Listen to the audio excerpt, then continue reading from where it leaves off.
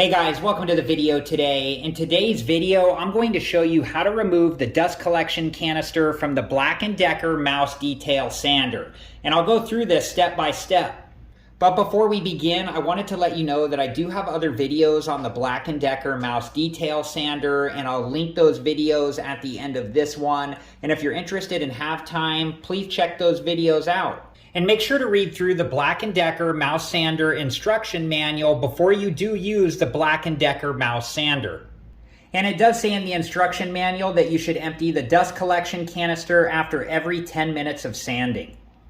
Okay, so the first thing that we need to do is make sure that the Black & Decker Mouse Sander is both off and unplugged, and make sure that you're wearing the proper safety equipment and take all safety precautions.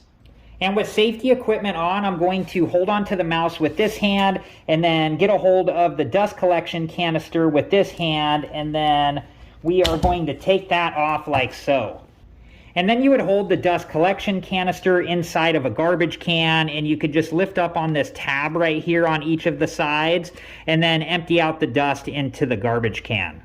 And then after all of the dust is out of the dust collection canister, we can put the top back on by lining it back up and then just gently pushing down until it snaps back into place. And then just make sure that the top is secured into place. And then we'll take the dust collection canister and put it back on the Black & Decker Mouse Sander. Just line it up like this and then gently push this on until it snaps all the way back into place. Alright guys, well that was it for this video. I hope it's been helpful, and thank you so much for watching.